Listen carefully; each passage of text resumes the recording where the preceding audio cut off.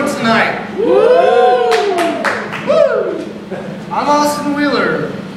I love squeezels. Woo! Yeah! The best part about it is, it's really lit up so I can actually see all of you guys' disappointment at the end of my set. It's great. No strangers in here. Alright. You guys like football? Is this a football living? I'm not a head comic, I promise. I'm going to talk about some fantasy football. My problem, football's okay, I like football. But fantasy football, my main problem with fantasy football is they put too much emphasis on the football and not enough emphasis on the fantasy.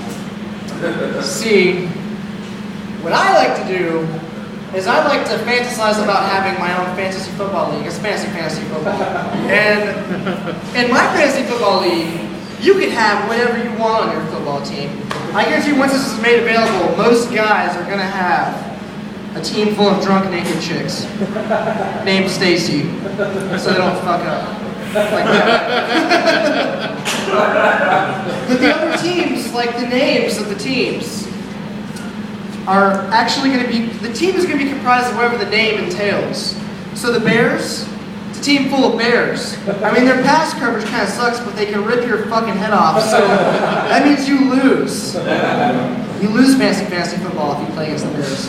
Unless, oh yeah, the Jets and the Packers are going to combine their forces together. They will become the Jet Packers. They'll be the ones in jetpacks, and the Bears can't get them because they fly around in jetpacks. But also, the Browns. I don't even know what the Browns are though. I think it's kind of like a racist. Wait, seriously, what is a Brown? Like, it's like not even really a noun. It's just a state of being. It's like as long as this guy's laughing, I like it. We have the same sweater. All right. And also the Cardinals, which is a team full of second-hand man clergymen who rape their opponents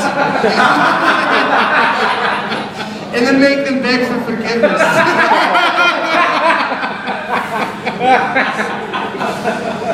Yeah! My next subject is optimism, ladies and gentlemen. The theme of the night is optimism. Like, AIDS is going around these days, it's a popular subject. If you have been declared, if you have HIV, there's no easy way to say it. I'm not going to beat around the bush. You have to think positive. Stay positive. You got laid.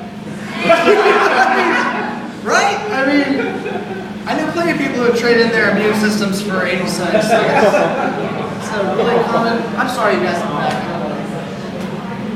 I like your mutton chop, or the handlebars. That's fucking awesome.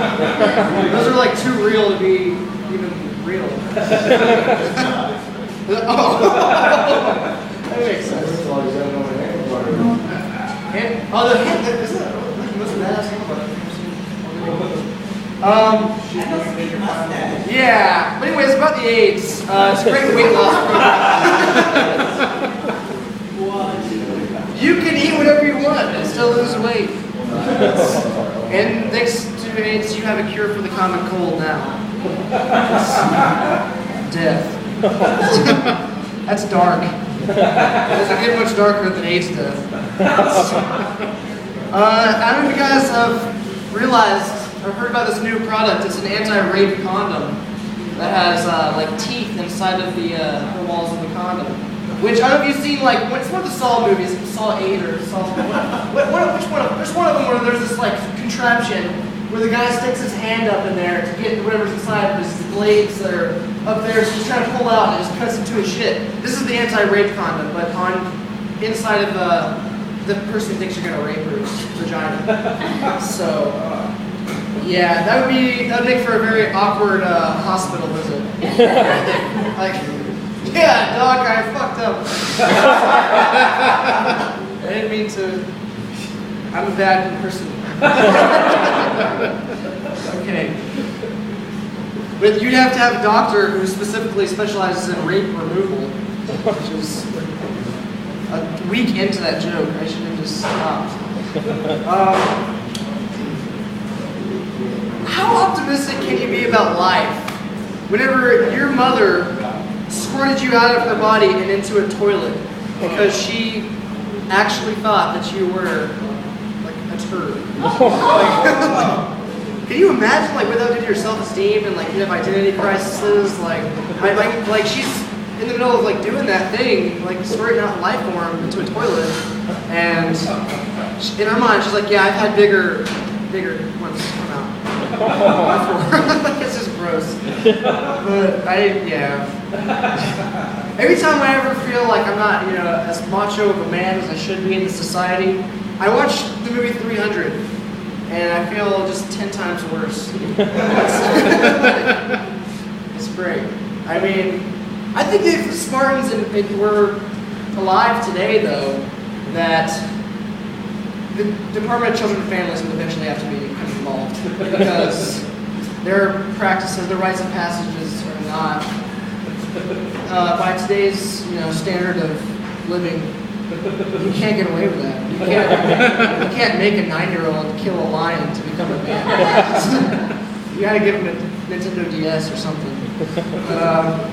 Can you imagine, like, in other movies, not just 300, but in 300 specifically, they have the large, epic battle scene at the end where it's just a screen filled with soldiers as far as the eye can see. And there's somebody in the front making an epic speech to get everybody just get ramped up to just go kill some other human beings that are dressed in different matching attire. And there's always, can you imagine what it would be like to be that guy in the very back row who's just like, you can't hear shit. He showed up late. It's just like, oh, they're speaking up there, but I don't really. Oh, they're moving. All right. I'm still here. I'm still in the back, guys. Have fun. Did you bring your DS? That's you brought that DS. Consumerism.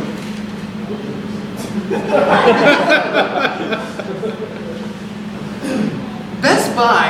I was thinking about the title of Best Buy the other day. And I love the best store Best Buy. Everybody likes to go there, walk around, be up homeless people that hang out in corners. There are homeless people in every corner of Best Buy. I don't know if you guys actually go to the corners, but that's where they are. But that's such an arrogant name for a corporation. Like the CEO is just like, yeah. I tried to back up because I'm scared of you guys. Back up against the wall. And yeah, let's call it Best Buy because this is like literally the best thing anyone could ever spend any of their money on. Ever. This is the best purchase you could ever make. Which is, I give him credit for having balls to, to make that claim. But I don't think he was aware that there's like a sex slave trade ring exists. You know what I mean? Like you can buy a lifetime supply of like reluctant ass. They don't need it, you do. Yeah, I mean, they're like foreign and stuff. They kidnap in hostels. But okay. All right. I'll give you guys time. It's okay. We'll keep going.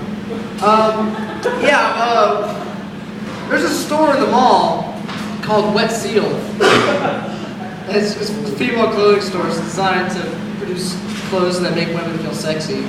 Like wet seals. Wet seals are sexy. But I think that what needs to be done is there needs to be a male counterpart clothing store to go with Wet Seal to balance that out. Called Horny Walrus. Through Horny Walrus, you can buy the attire that will make the seals wet.